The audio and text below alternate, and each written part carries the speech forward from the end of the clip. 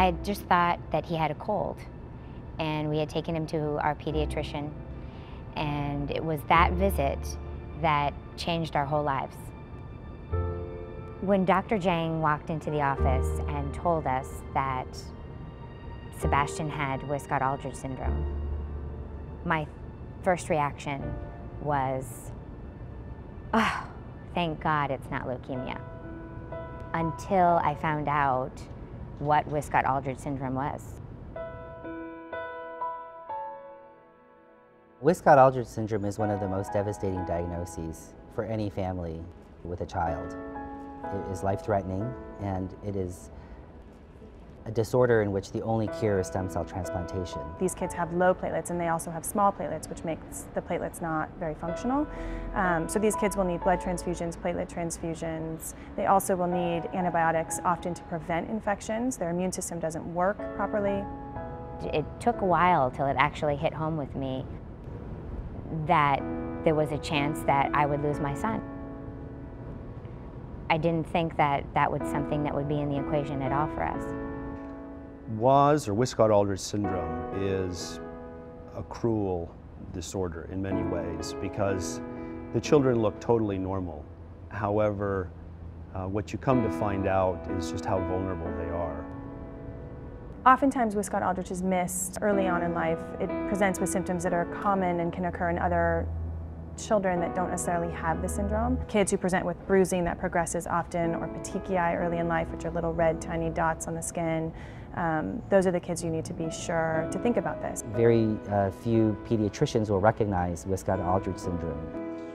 A lot of times patients don't necessarily get diagnosed very quickly, and really it takes a specialist, a pediatric hematologist, to recognize these patients. Wiskott Aldrich Syndrome is such a rare disease, and it only affects, a handful of baby boys, and we really didn't know anything, had never heard of it, and there just wasn't a lot out there. So of course we were incredibly fearful. What is this? Have there been cures? Is there a cure? Will he be able to live a normal life? There were no support groups, very little information or no presence online. And so we really were in a situation where we just had to figure it out as we went with the best help that we could get from the medical community and the folks here at Stanford. Everything changes when you get the diagnosis of Wiskott Aldrich Syndrome.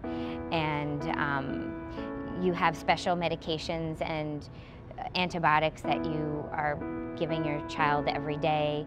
You are going to the hospital a couple times a week if you don't live in the hospital. A single bruise can cause certainly a massive hemorrhage in one of these children, so you have to stay on top of that. It's frequent blood tests, probably daily to weekly.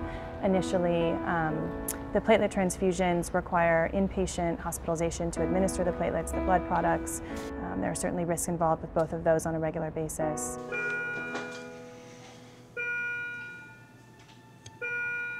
It was a head bleed, and we had done so many transfusions that his body had developed antibodies. So when he received the platelets, his body did not respond to them. And we tried everything we possibly could to stop the bleeding, but in the end, there was nothing that we could do. Upon his passing, we really were also looking to channel our own grief somewhere. His story was so inspirational and moved so many people to come forward and give of themselves, and made me feel that I should be able to do something more and give back. Where when I was at a time of need, there were so many people there to support me. It was just really evident to me that it would be really helpful to have a community of parents and a place to go, a resource. The WAS Foundation is instrumental for these families that are looking to other people to talk to, and their experiences, the emotions, the success stories, what tactics they did to help their child. A lot of these families really need help. They don't have the ability to take a year off of work and move to another city to pursue the best possible care for their child. And there's ways that we can give back and get more positive outcomes for families than they might otherwise be able to.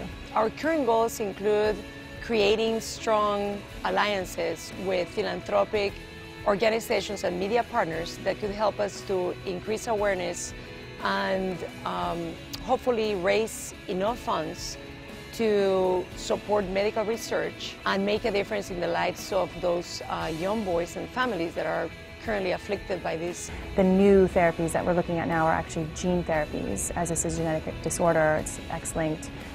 They actually look very promising that we can get in and make a difference. So raising money and continuing to raise awareness for this will actually help further those studies along and make a difference. It's a great pleasure for us to be able to extend Sebastian's memory, to have him live on in the work that we do, and especially the work that Christina does, and all of the women that have been a part of WAS.